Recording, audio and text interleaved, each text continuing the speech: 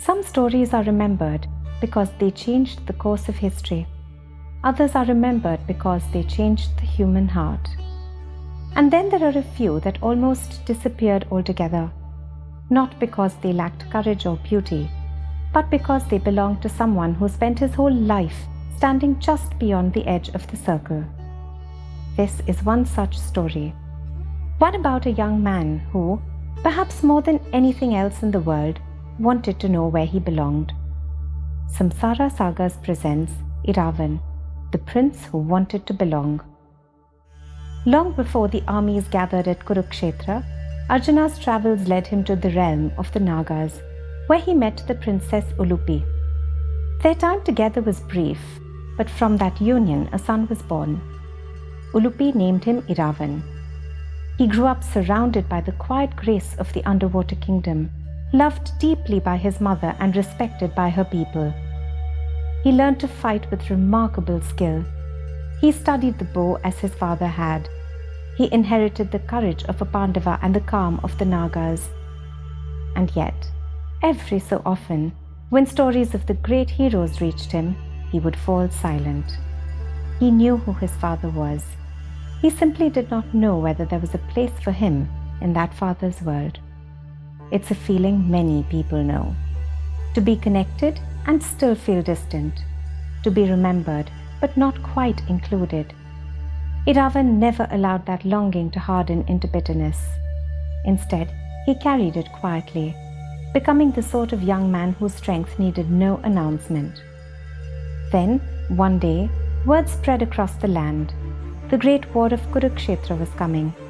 Kings assembled their armies, warriors sharpened their weapons, old promises would be honored, old grievances settled, and the fate of an age would be decided on a single battlefield. Iravan did not hesitate. He left the kingdom of the Nagas and journeyed to the camp of the Pandavas, offering not only his skill but himself. At last he stood before Arjuna. There must have been many emotions in that meeting: recognition, pride, curiosity, and perhaps even regret. The ancient texts do not linger there. But one imagines that for Iravan, simply standing among his father's people was enough. For the first time, he was not hearing stories about them. He was a part of their story. As preparations for war continued, however, an unsettling truth emerged. The omens were unfavorable. The wisest among them declared that before the battle could begin, a flawless warrior would have to be offered in sacrifice, so that righteousness may prevail. To die in battle was one thing. To willingly surrender your life before the first conch had even been sounded was quite another. Silence settled over the assembly. No one spoke. And then Iravan stepped forward. There was no drama in his decision, no attempt to convince others of his courage. He simply offered his life. Perhaps he believed that if he could not spend years beside his father, he could at least stand beside him when it mattered most. His sacrifice was accepted. But before the arrangements were made, Iravan spoke once more. He asked for only one thing. He had never known the companionship of marriage. He would leave the world having belonged to no one in that way. Before he died, he wished to spend just one night as a husband. It was such a simple request, and somehow it was the hardest to fulfill. Who would willingly marry a man who would be gone before sunrise?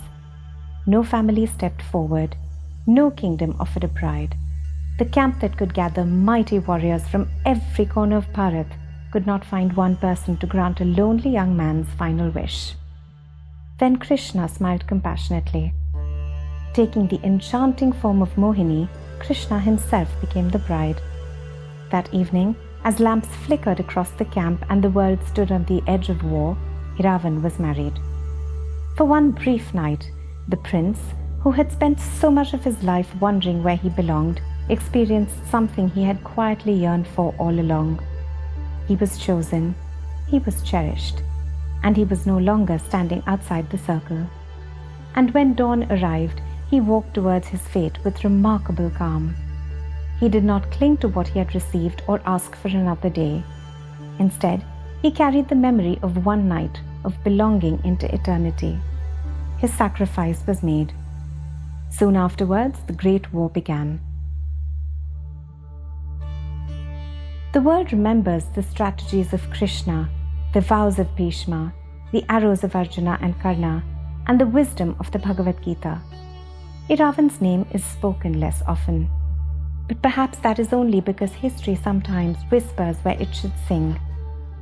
Even today, in parts of southern India, his memory lives on in traditions that honor his extraordinary story and ensure that he is remembered not merely as a warrior who died, but as a soul whose deepest wish was answered with compassion.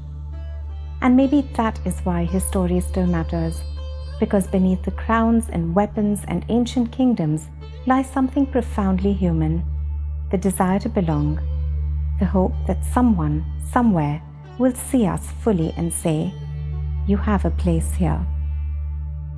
Beyond his sacrifice, here are 3 lessons that immortalize Iravan's story.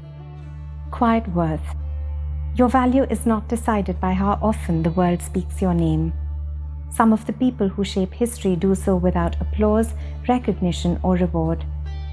Iravan reminds us that quiet contributions can carry extraordinary significance. Chosen belonging. Many of us spend years chasing success when what we're truly seeking is connection. To be accepted, understood, and welcomed for who we are is one of the deepest human needs. There is courage in admitting that longing rather than hiding it. Compassion first. Krishna did not answer Iravan's final wish with logic. He answered it with empathy. Sometimes the greatest act of wisdom is not solving a problem, but seeing the person standing in front of us and responding with kindness that honors their humanity. This was the story of Iravan, the prince who wanted to belong, an immortal tale from Samsara Sagas. While the story ends here, the journey continues within you.